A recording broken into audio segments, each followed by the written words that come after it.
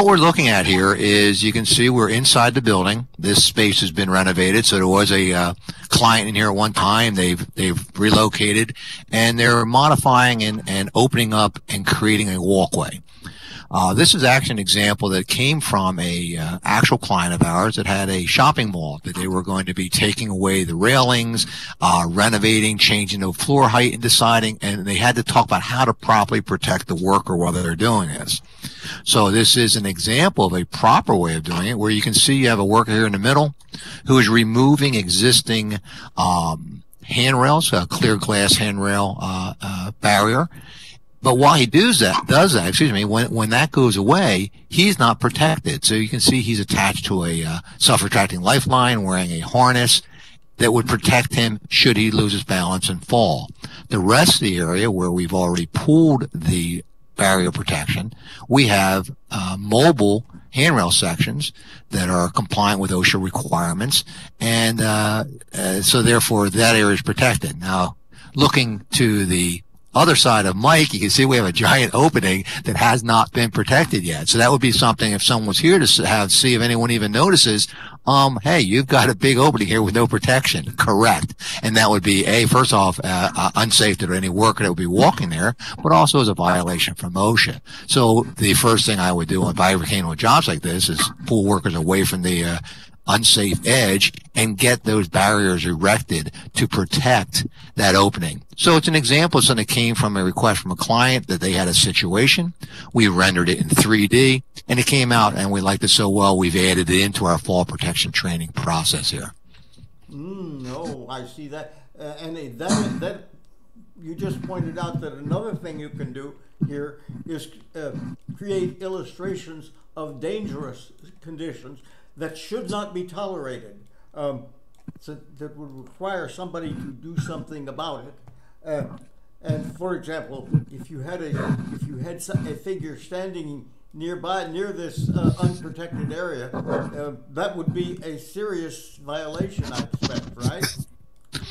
Absolutely. And as we go around, you will see that there are places where I've put people in harm's way as an example to see if it's noticed. When people are on this training, when they're walking around the job sites, do they see these unsafe acts and unsafe conditions? So we're doing not only just training on the specifics of, in this case, fall protection, but we're training to get people to be thinking as you're walking around a job site, are you looking for things that could possibly be putting yourself or others at harm? Yes. So, well, actually, that would also be a potential test that you could give to people, wouldn't it? Absolutely. So one of the things that I really liked about this when Dick was showing me around is, if you look at that yellow guardrail and the weighted bases that's sitting on, the weight and how heavy that is. So when you're doing classroom work, the best you could do is show a picture. You know, you're not bringing the cost of that equipment, the cost of the stuff out at the excavation with the tripod, the machine itself. All of these things either cost a lot, or they're heavy and they're cumbersome and they're hard to bring into a building or a facility for a training class. But by doing this and having things in world, it makes it, and as realistic as Dick built this area and the site, it makes it easier to show a guy or a classroom what Dick is trying to, or the trainer is trying to get across in real words versus a flat picture. And that's where I think the advantage and the perception really changes in how this is coming across to the worker. Yes, you can essentially create whatever situation you want very easily and at practically no cost. Right, we're not waiting to capture that right picture out in the field of a situation, to capture a bad picture before something happens, or capture good pictures. We could create the good and the bad in here at once and be able to show them, versus having to try to find the right picture to show a guy during a training class. And some of these pictures you involve danger. You would not want people to be standing near that unprotected area. Correct. Absolutely. And one of the things that I've really enjoyed on developing this, Selby, is that the level of detail is appropriate to what you're trying to accomplish.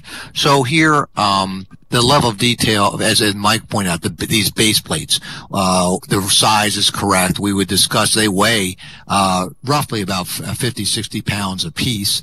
They are heavy to lug around. But when we go outside and take a look at the barrier railing, I'm going to walk over to a corner. And if you zoom in and take a look at where the end attachments of the wire that creates this railing, you'll see actually clips holding these attachments.